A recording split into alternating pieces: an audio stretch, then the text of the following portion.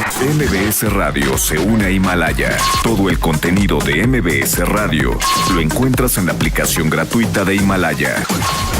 Gracias por acompañarnos esta mañana. Muy buenos días. Hola Pamela, ¿qué tal? Buenos días a ti y a todo el auditorio. ¿Cómo cerramos este 2019? Pues mira, cerramos con un mensaje mixto, pero no positivo. Cerramos con más homicidios, con más víctimas de homicidios que el año pasado.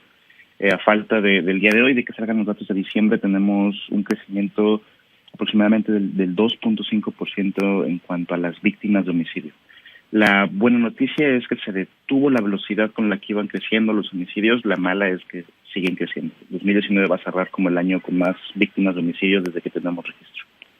En los datos que detallan las diferencias entre cada una de las entidades ahí que encontramos.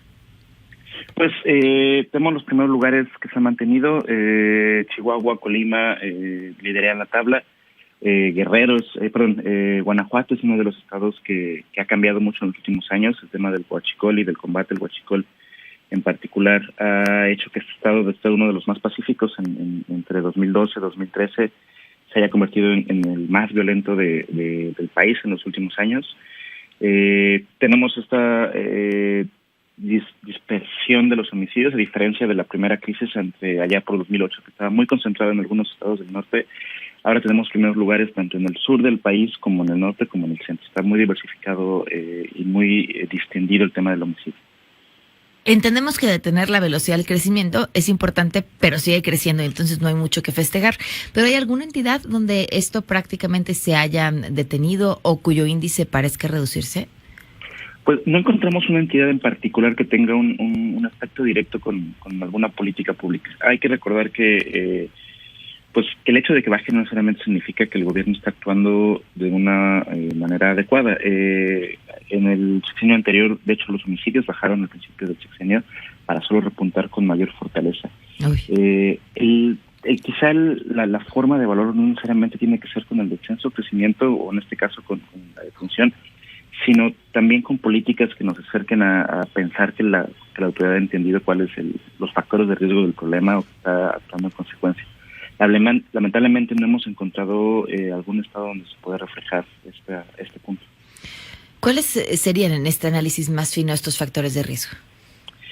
Varía mucho por región. Tenemos que entender que el país no se comporta de una misma forma ni que tiene un solo problema delictivo. Es muy distinto hablar en el sur del país, hablando de Michoacán, Guerrero, que hablar del norte o del noreste del país.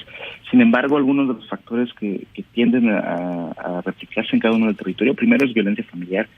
Condiciones de alta violencia van a generar que los jóvenes ingresen a estos grupos de delincuencia, que busquen tanto el apoyo de pandillas como la cuestión de crecimiento personal en estos grupos delincuenciales.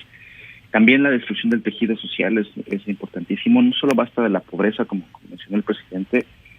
Tenemos que hablar más de destrucción del tejido social, de falta de oportunidades, de falta de creación de empleos que sean suficientes y sostenibles para poder mantener una familia. Uh-huh. Y esto lo encontramos en prácticamente todas las entidades del país.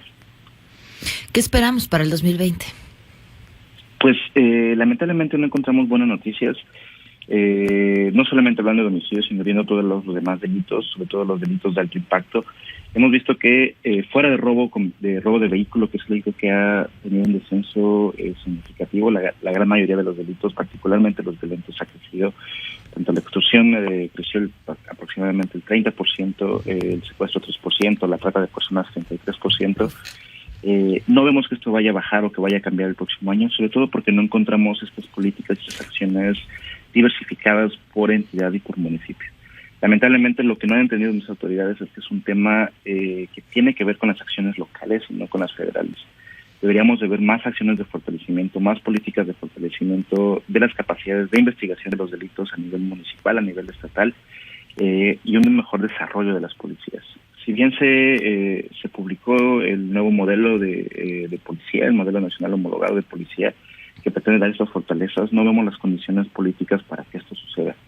Nos gustaría salir con buenas noticias y pensar que 2020 va a ser un año mejor, pero lamentablemente ni las cifras ni las acciones al momento nos permiten prever alguna mejora en ese sentido. Leonel, ¿qué explica la disminución en el robo de vehículos?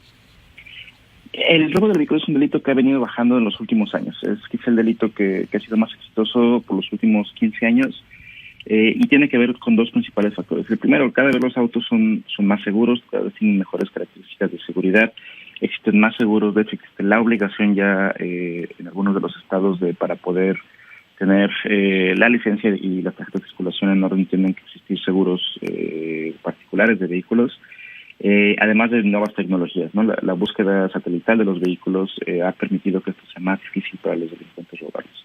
Por otro lado, la segunda parte es también acciones de política pública como los arcos vehiculares en las entradas y salidas de las ciudades y mayor control de los registros nacionales de vehículos ha permitido que sea mucho más complicado poder utilizar estos vehículos pues para el robo de autopartes o para la venta y compra de vehículos.